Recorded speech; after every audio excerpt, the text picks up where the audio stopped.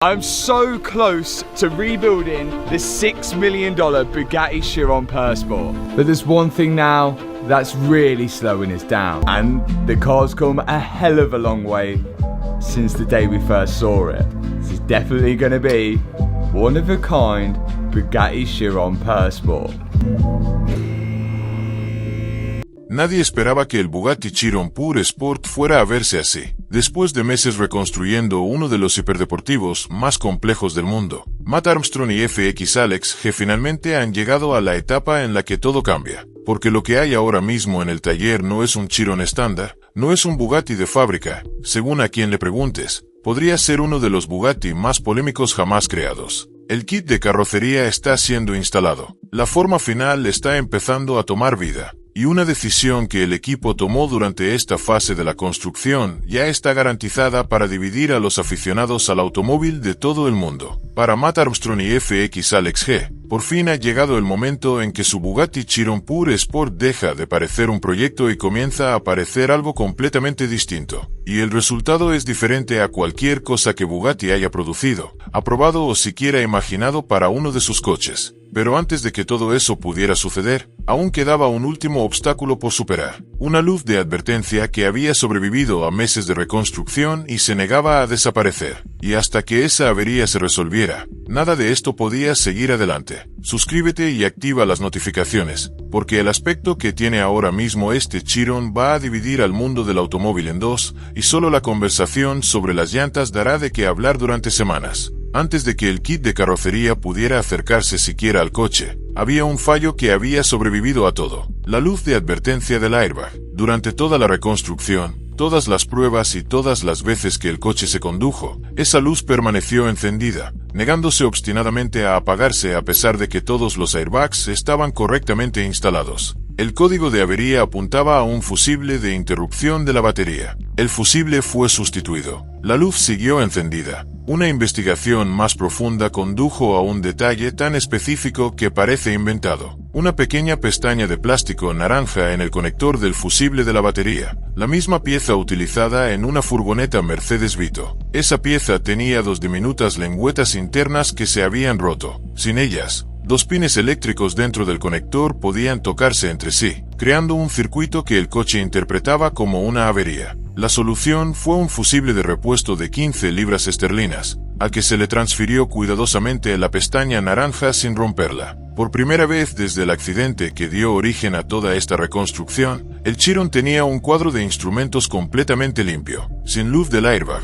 sin luz del motor y sin advertencia del sistema EPC. Ahora nada los detenía. El kit Venom había llegado en helicóptero. Nadie en el equipo de Matt, incluido Alex, sabía exactamente qué había dentro de las cajas. Habían visto renders, pero los renders y la realidad son cosas muy distintas. Además, instalar un kit de carrocería aftermarket en un Chiron Pure Sport único en el mundo, con una geometría de paneles personalizada que Venom nunca había medido en persona, inevitablemente iba a revelar detalles que ningún render podía anticipar. La primera gran decisión dejó al taller en silencio. Para instalar las extensiones de los pasos de rueda traseros, era necesario cortar una parte del panel original del cuarto trasero. No recortarlo, cortarlo. Un agujero permanente en un panel de un Bugatti Chiron que no puede reemplazarse en ninguna parte del mundo. La extensión del paso de rueda añade aproximadamente 30 milímetros de anchura a la parte trasera y la única forma de que quedara perfectamente alineada era crear espacio detrás de ella. Una vez hecho el corte, no había vuelta atrás. Matt lo hizo de todos modos. La transformación en las proporciones fue inmediata. La parte trasera se veía más ancha, más asentada y mucho más agresiva que cualquier Pure Sport salido de fábrica. Las llantas, que antes tenían el tamaño correcto para un coche estándar, de repente parecían demasiado pequeñas para las nuevas dimensiones que exigían los pasos de rueda. Ese es precisamente el problema que el equipo necesita resolver antes de enviar el coche a pintura. Después llegaron las extensiones de los faldones laterales del kit Venom, que se atornillaron a la fibra de carbono existente y prolongaron visualmente la línea del coche aún más cerca del suelo. Ambos lados quedaron completamente montados. Una vez instalados nuevamente en el coche, incluso los miembros del equipo, que llevaban meses conviviendo con este proyecto, se quedaron inmóviles observándolo. Después llegó el turno del frontal. Bob había reconstruido gran parte de la estructura frontal de absorción de impactos del Chiron utilizando como referencia una pieza destruida, lo que significaba que las superficies sobre las que debía montarse el frontal del kit Venom ya no eran originales de fábrica. Eran fabricaciones personalizadas, reproducidas lo más fielmente posible a la geometría original de Bugatti. Cuando el frontal Venom se colocó en su posición, la alineación fue lo suficientemente precisa como para que las separaciones entre paneles fueran aceptables.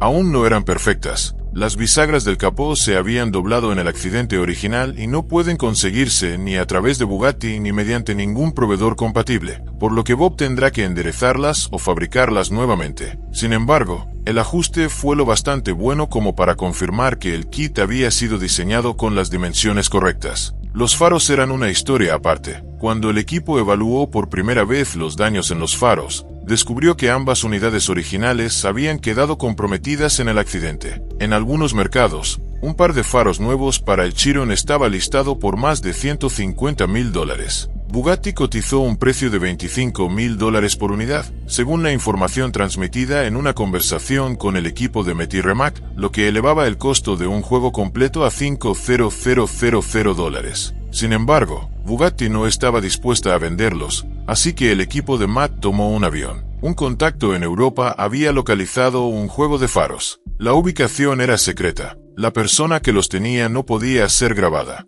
El margen de tiempo para recogerlos era tan reducido que se fletó un jet privado. Aterrizaron. Tuvieron solo 1 hora para llegar hasta el contacto, recoger los faros y regresar al avión antes de que despegara.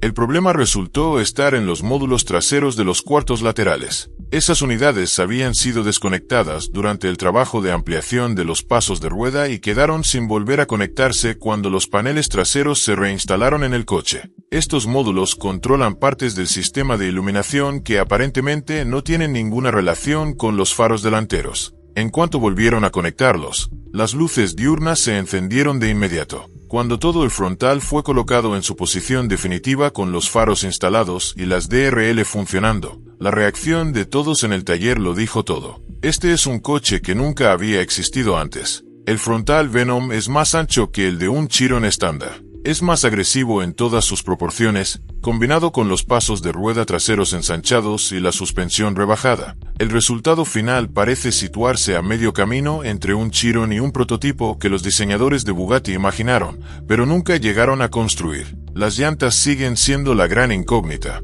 El kit Venom incluye sus propias llantas. Cuando se probaron sin neumáticos, su ajuste respecto a los pasos de rueda ensanchados parecía visualmente proporcionado. Sin embargo, sin los neumáticos traseros específicos de 355 milímetros necesarios para el intento de velocidad máxima, unos neumáticos que solo existen en la medida adecuada para llantas de 21 pulgadas, resulta difícil hacer una valoración definitiva. Nadie del equipo estaba completamente convencido de que las llantas fueran lo suficientemente agresivas para el carácter que exige el resto del coche. Ya se está invitando a la comunidad a opinar en la sección de comentarios, y esa conversación está completamente abierta. ¿Qué necesita el coche antes de poder pintarse y presentarse oficialmente? Un parabrisas, un capó delantero remodelado por Bob una vez corregidas las bisagras, recargar el gas del aire acondicionado delantero cuando el sistema quede sellado, un nuevo compartimento de almacenamiento en la parte delantera, puntos de acceso correctamente ubicados para los cables de arranque y la decisión definitiva sobre las llantas.